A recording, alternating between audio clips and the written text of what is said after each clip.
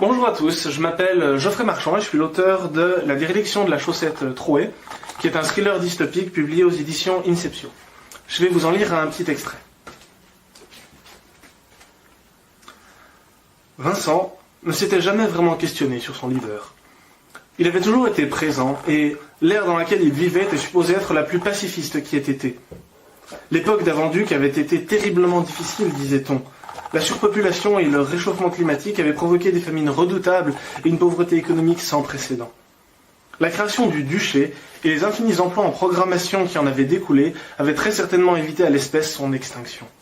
L'automatisation avait mis fin au réchauffement climatique et boosté l'économie. Si quelqu'un sur Terre avait un jour pu s'approcher de la définition d'un héros, ça avait été le duc. Mais il n'en avait pas toujours été ainsi. À la sortie du rapport sur la qualité de l'air, Vincent n'avait pas encore 7 ans.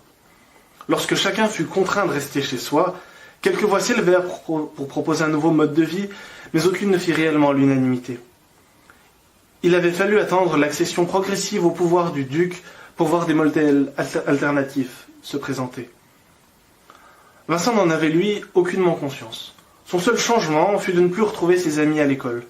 Au début, c'était chouette. Tous les matins, à regarder des dessins animés, à faire des devoirs pour l'école sur la table du salon, les 10 heures passées.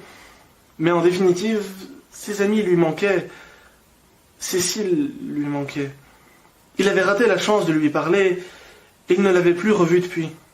Par Facebook, si, bien sûr, mais espionner son profil des années plus tard sans oser envoyer un message ne correspondait que douteusement au rapprochement qu'il avait ressenti. Le garçon avait donc erré dans son immeuble, sonnant aux portes et demandant à qui acceptait de répondre un timide « Bonjour, est-ce que vous avez un garçon ou une fille de mon âge? C'est pour me faire des amis. » Cela avait fonctionné à 2 reprises. Il s'était fait un ami d'ailleurs, Nathan, avec qui il avait passé le reste de son enfance. Nathan cependant avait déménagé quand ses parents avaient retrouvé un travail de programmeur et Vincent s'était retrouvé à nouveau seul. Son adolescence avait ensuite été informatique. Seul enfant de son immeuble, il avait découvert l'utilité des réseaux sociaux pour se rencontrer, tisser des liens à distance.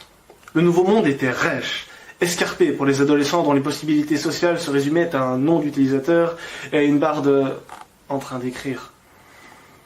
Vincent n'avait pour autant pas été malheureux. La solitude était un état où il s'était découvert profondément, avait appris à connaître ce qu'il aimait et ce qu'il pensait. Ses avis, autodidactes, s'étaient formés. Ses relations amicales avaient appris la sincérité d'une intimité sans pression sociale. L'adolescent avait même eu une petite amie. Les codes de séduction avaient changé. Naturellement. Mais avec la disparition des rencontres physiques, s'était envolé Edgar. Non. Les codes de séduction avaient changé, naturellement, mais avec la disparition des rencontres physiques, s'était envolée la comparaison aux autres. Sur Internet, chacun était égal.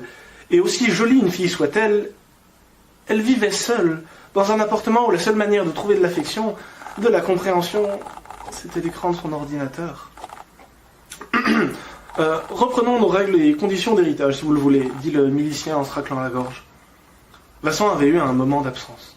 Il se concentra et tâcha de reprendre le cours de la conversation. Naturellement, dit-il, la disparition soudaine de votre cousin nous a légèrement inquiétés. Que voulez-vous dire? Votre cousin a littéralement disparu de son domicile. Du jour au lendemain, il n'a plus donné signe de vie et son ordinateur n'a plus été allumé. Preuve exacte, lors de l'intervention de la milice de terrain, son ordinateur a été retrouvé calciné. Vincent ne répondit rien.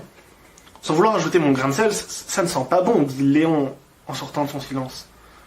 Le jeune homme le pensait aussi, mais fut content que le bot, par manque de délicatesse sociale, ait mis des mots sur ses sentiments. Après l'instant de silence écarquillé que Vincent marqua, le milicien reprit. Pour cette raison, nous vous invitons à signaler tout élément de réponse que vous trouverez dans les fichiers de votre cousin et qui pourrait nous permettre de comprendre ce qui a pu lui arriver. Une pareille disparition questionne profondément les mesures de sécurité prises par le duché. Une attention toute particulière vous sera donc demandée. Est-ce qu'on court un risque demanda Léon. Non, bien sûr que non, continua le milicien imperturbable. Il n'y a pas de raison de paniquer. Son appartement n'a pas été forcé et ses systèmes informatiques sont vierges de toute infraction. Votre cousin a, pour ainsi dire, simplement disparu. Ah, le dernier disparu, il était un peu dramatique, c'est chouette. Voilà, donc c'était un petit extrait de La déréliction de la chaussette trouée, par Geoffrey Marchand, donc moi-même, publié aux éditions Inceptio. Si ça vous a plu, vous pouvez le retrouver en boutique ou en ligne, ou sur le site de l'éditeur. Et si vous l'avez déjà lu, n'hésitez pas à me contacter par Facebook, par Instagram ou n'importe où, pour me dire ce que vous en avez pensé. J'écris pour rencontrer les gens qui peuvent me lire, et vraiment c'est ce que j'attends. Voilà, bonne journée à tous et à bientôt.